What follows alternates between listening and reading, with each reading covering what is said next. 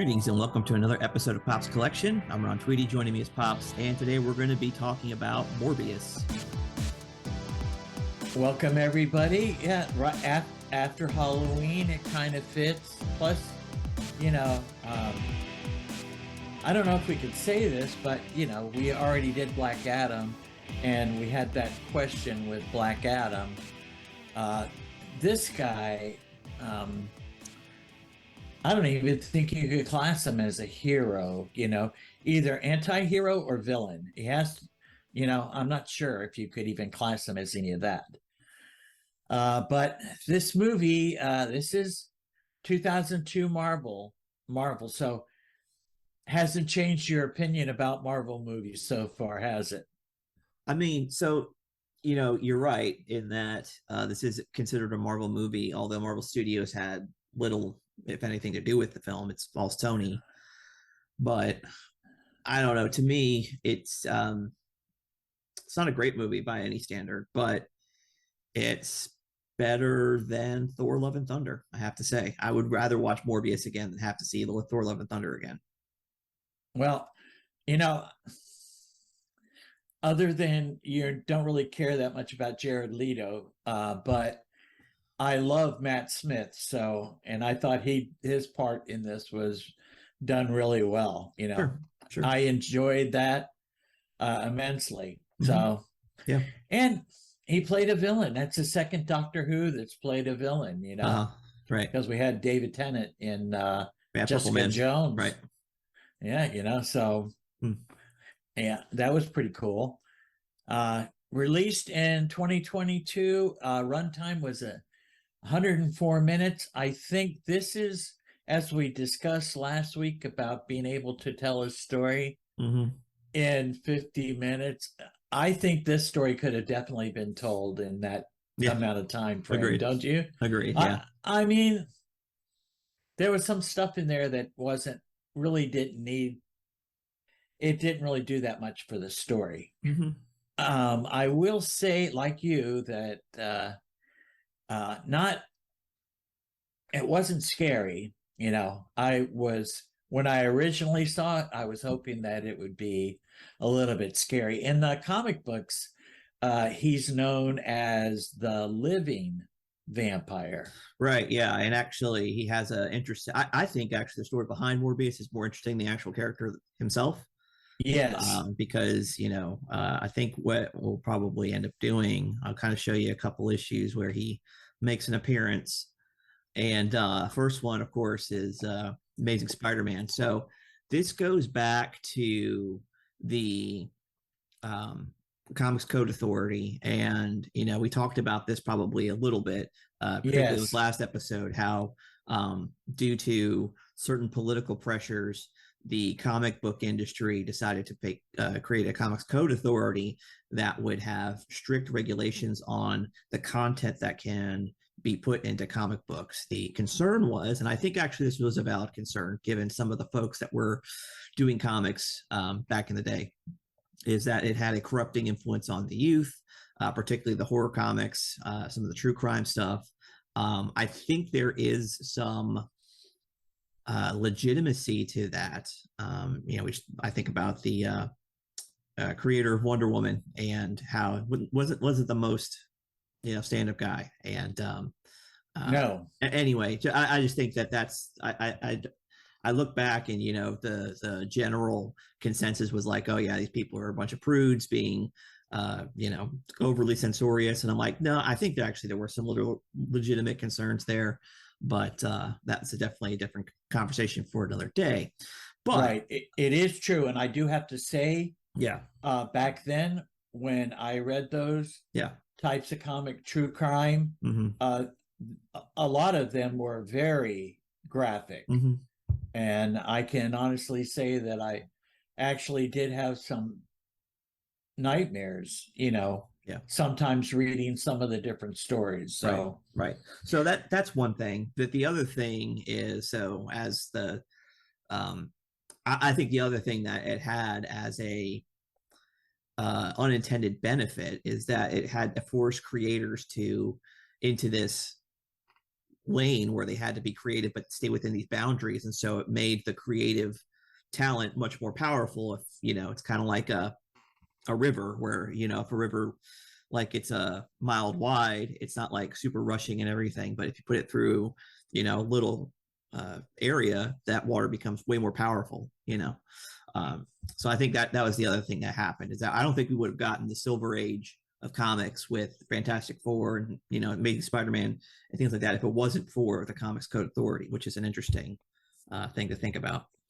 Anyway, the 1970s roll up, and Marvel wants to start introducing some horror elements into their comics, and the Comics Code Authority does start allowing for that. And you can see here, this is like the first appearance of, they wanted to bring a vampire Morbius. They wanted to bring a vampire Yes. into the Marvel universe, and they thought that who better to fight a vampire than Spider-Man? And we have here exactly a monster called Morbius. And so you can see here very much again, you have Roy Thomas and Gil Kane working on the Spider-Man story. Obviously, this is a really interesting one where he has 6 arms. Yes. Really goofy. But anyway, you have Morbius being introduced in the 1971 Amazing Spider-Man 101. And, again, interesting factor. It's, you can see here, the comic book version of Morbius. I think the movie, from facial features, they attempted to make it, and I think they did a decent job of it. Obviously the costume is a lot different, which is totally fine. I get that. There's nothing wrong with that, because obviously Spider-Man's costume is also a little bit different. Yes, from the 60s and 70s as well. So totally get that. They fight. That's a pretty cool splash page. I like that. Oh yeah. So we next see there's also a interesting thing. Let me see if I can get the docking station here to really not working too well. I understand. Okay. All right. So Vampire Tales is next place we see Morbius. And this is like not a normal comic the way you see it. It's more of a they're like vignettes, and it's more of an anthology horror type of thing. And you can see it's all black and white. I do think that there's actually some really cool art to it. But yeah, you have Morbius here. Yes.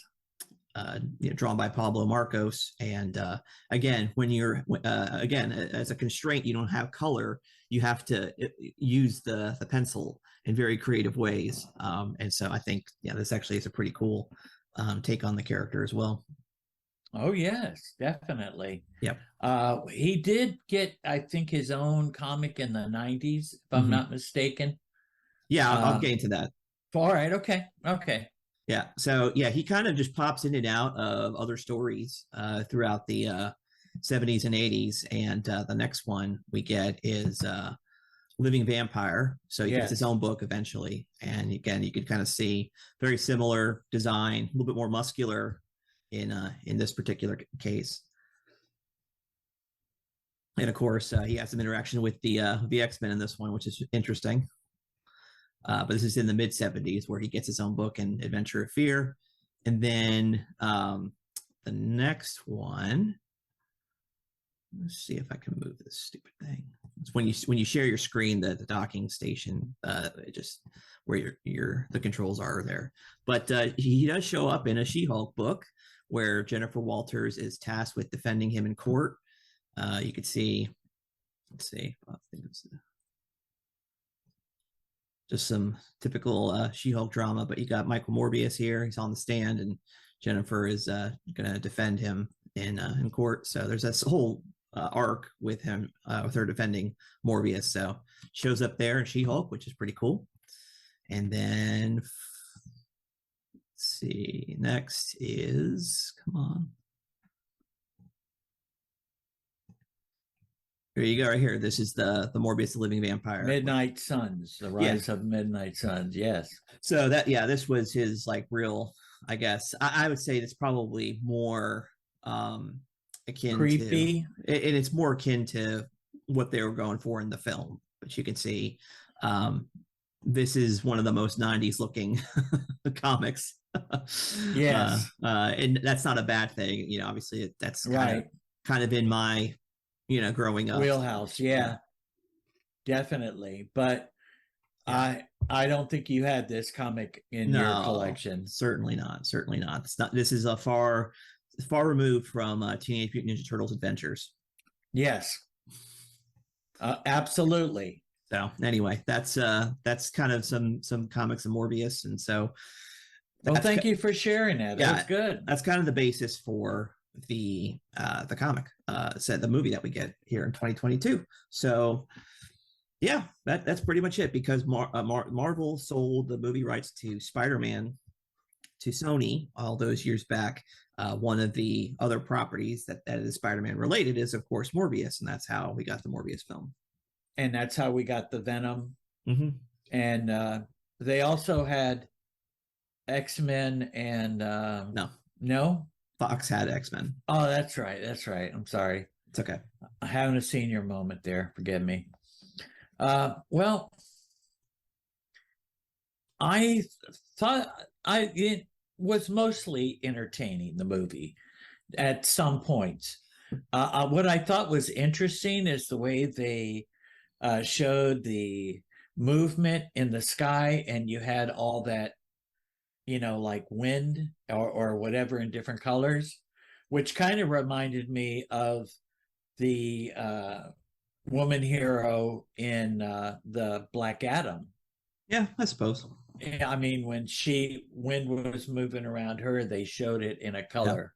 Yeah, that part I Uh, think was, I mean, you saw the art for Morbius in the comics, and he does move swiftly in the comics, and there's always those motion lines indicating his swiftness, and totally get that. And I think that was actually done pretty well. Where I think it kind of gets a little lame is when they do the slow motion stuff. I mean, that's kind of been overdone for decades now, and so it's like you don't need to do that.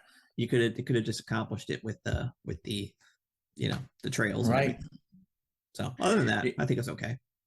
I thought that the makeup was done pretty well in this, especially Matt Smith's makeup Yeah, when he becomes a monster.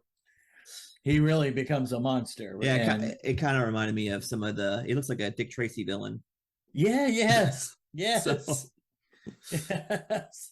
I would totally agree with that. yeah. Um, but again, not really a lot of actors in Mm-hmm. this, Yeah, so they were able to tell the story with minimal amount, probably, a lot of extras from, doing things, of but course. Yeah, um, most of the CG was okay, you yeah, know.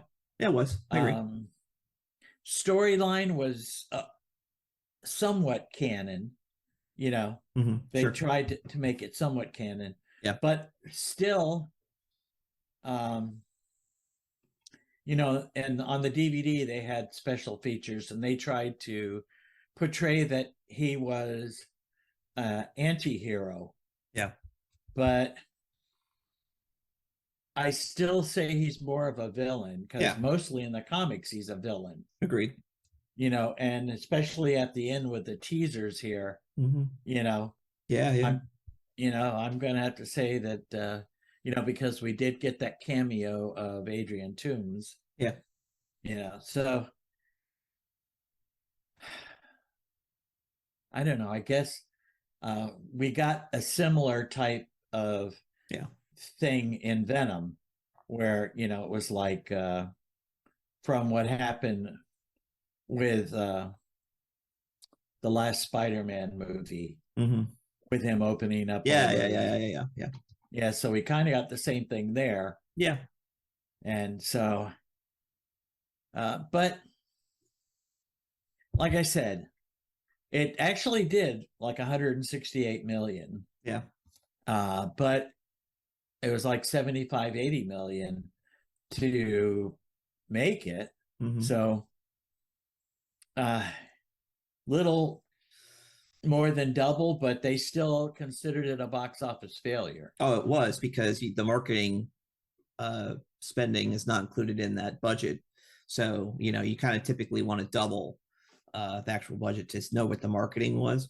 Right. And like you said, it was a bomb, and I think rightfully so. Nobody asked for this. Like, comic book fans, maybe they know a little bit about Morbius. But who, I mean, Without Spider-Man, it doesn't. It's like the Venom movie. I don't care about Venom unless he's fighting Spider-Man. even in the Tobey Maguire version where we got him in Yeah, I mean, Spider-Man 3. Topher Grace was okay. I mean, not it wasn't great, but I would much rather have Spider-Man fight Venom than Venom just be a Venom and no Spider-Man. Not even a mention of Peter Parker. It's ridiculous.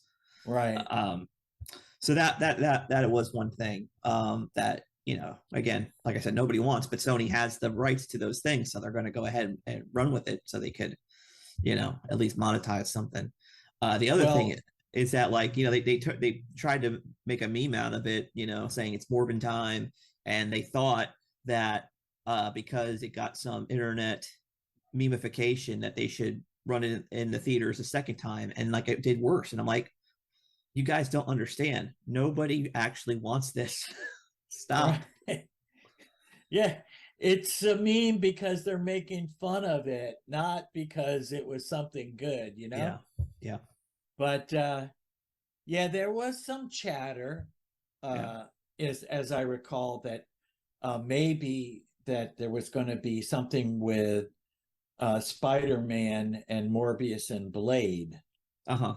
a new Blade, because they are going to be Yeah. putting out a new Blade. That's correct. And that I could see. That makes sense to me. Sure. But by itself, it's like, I don't, like you said, I think you probably it could have been a special presentation on a streaming platform, if not on Disney Plus, on Crackle or whatever Sony's platform is called now. They could have done it that way, and it would have been perfectly fine, and for a fraction of the budget probably would have actually make some money, as opposed to what it did. So I don't know. Yes. Yes, because it can be, that story can be condensed down and actually could have been, Yeah. I mean, because there were entertaining parts in this movie, Yeah, you yeah, know. I see. I agree. And you have the whole Frankenstein story arc, and how I think that's really what it boils down to, is that where there. So I think there is a line of taking the creation mandate when God creates man and woman to subdue the earth, fill it, and rule over it, take dominion. There's that, and then there's a line that you can cross where you stop doing that and you start playing God. And I think that's really what happens with Michael Morbius, is that once he gets into the genetic engineering part, that's where he crosses the line, starts playing God, and then he ends up with this terrible curse. Right. Yes, his I don't know if it's his urgency to I think try it's to find the cure, no, or it's if it's I think it. Well, I mean, it might be partially that, but it's more about arrogance. That I can literally create. I can mess with the foundations of what it means to be human, and then turn it into a monster. That because of the unintended consequences of that. right without I saw with the testing that he did with the mouse, and the mouse died, and then all of a sudden came back. Mm-hmm. It was like, oh, well, it works. I guess time for human trials. Yeah, yeah, And plus, in the movie, they made it look as if he was, this great person. He dissed the Nobel Prize money or whatever, and right, right. And again, he, I think actually that actually feeds towards his arrogance, right? yes, you know yes, and so this is completely a product of his arrogance, and a little bit of there is some altruism in it, that he wants to create a cure book for himself, for Milo. But at the same time, you can't, when you want to do something like that, I think those goals are noble. And I think like I said, I think the thought, or the actions that you take, someone like a scientist to take to reverse something debilitating like a blood disease, is honorable. And I think it is what God would want us to do.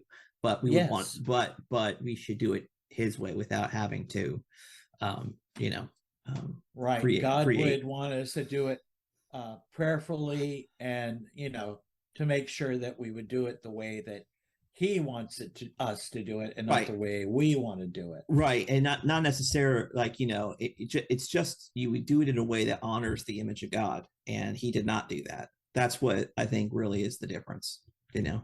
Right, right. So yeah, Um, so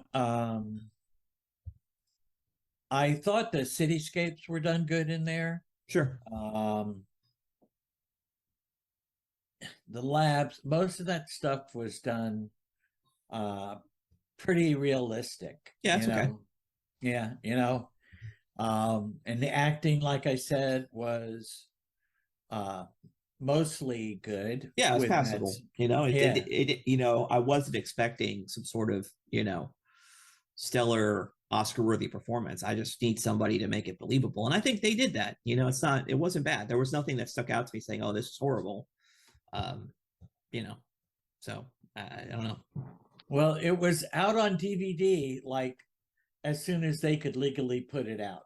So that tells you Yeah, usually right. how the movie did in the theaters. Yeah. And I do think that it had a pretty good run as far as the sales of the DVDs. I didn't get the exact count, but Yeah. uh, I think it's a made for DVD movie, or All right. Yeah. Yeah. it's not really something on the big screen that needs to be out there. But Yeah. like you say, better than Thor: Love and Thunder. Right. And I want to be fair to Marvel Studios. The problem, so you have the expectations that the movie's going to be a certain way, and they end up, taking those expectations and just making things worse. So I will say on the front end, I expected more out of the Thor movie, and the fact that I was sort of disappointed also means me to say, I would rather watch Morbius than Thor. So, you know, and we'll find out if Marvel is gonna make things better or worse next week. Well, we already had this conversation, and your words that Wakanda is not supposed to save Marvel Yeah, for 2022, and yeah, I'm really, I really don't know what to think about it. me too. Uh, I am a guy who, that Fantastic Four is my favorite Yeah, Marvel, and yep, so I'm familiar with Prince Namor. right, right, of course. So I'm looking to see what they do with that. And um, for me, if that part's not good, it might ruin the whole movie for me, Yeah, because of my expectations with that. mm-hmm. But I will keep an open mind with it for now. And Yeah, as we're saying that will be what we're going to do next week, right? right. Yeah, yeah, yeah, Yeah. So uh, you'll find out soon yeah, what we think about that. yeah, definitely. But would you say for our listeners that it's a watch? The Morbius one, Yeah. I guess. I mean, I mean, is it a genre watch if you like horror movies, yeah, or I guess it's on Netflix. I mean, so if you already have a Netflix subscription, I mean, there are a lot worse ways you could waste your time on Netflix besides Morbius. So, um, I'll put that as, I guess, you know, right? If you were to give it a number, you'd say average or better than average, maybe. I'd say it's actually right there. I think give it a 5 out of 10, Yeah, right at yeah, me average. too. Yeah, me too. Uh, After watching it the second time, Yeah, I I found a little more things there that were a little more interesting than the first time around. So, sure. you know, was definitely an okay movie, Yeah, not a waste of time. yeah, yeah, and I'm not sure still how I feel about them introducing tombs at the end of it. Um, I think that, like I probably said it during the Homecoming episode, that he's probably the most sympathetic villains of the MCU, and I don't know what they're going to do with him over here in the Spider Verse, but um, I don't want to see that. Um, I don't want to see the his image tarnished. you know? Him with Morbius. Yeah, Yeah, I don't know how you can it's like, actually. the way I see it, it's kind of like a Sinister Six type of deal. It's sort of like the foundation of that. But if that's the case, then you need to get, Morbius Oh wasn't even a yes. part of the Sinister Six. Nope. So, Nope. and you've got, let's see, the original. Actually, I think, Sandman. yeah, you had Sandman, you had Electro, you had Yes. Doc Ock, Yep. um, Vulture, Uh-huh. and I guess Green Goblin and Yep. Mysterio. Those were the Yep. original six. So Yeah. we've seen all of those characters in Yes. all the various Spider-Man films, so Yes. they could do it. So I don't know. We'll see what happens. Yeah. Yeah. We'll have to see how that works out. Um, okay. Well, I'm pretty much done with this. Yep. And you? Yeah. Yeah. So like I said, I Good. gave it a 5. I don't know what kind of score that you give it. 5 as well. Yeah. 5 as well. All right. And so I don't have to apologize for you having to sit through it then. Like I said, I would see that again over seeing Thor: Love and Thunder again. Okay. So. I do have to say Mm-hmm. that my thoughts about Love and Thunder, Mm-hmm. you know how it is when it comes out on DVD. I try to get it on Yep. DVD Tuesday. Yep. I have not bought Love and Thunder yet. Interesting. Yes, I'm like, it's one of those where I'm going to have to buy that on a discount, you know? Yeah. Yeah. That's fair. Yeah. So, anyways, okay. So then that's it for tonight, Yep. today. Yep. Thank you for tuning in, and we'll see you next week with our first impressions of Black Panther: Wakanda Forever. Till then, goodbye and God bless. Goodbye. God bless. And tell your friends.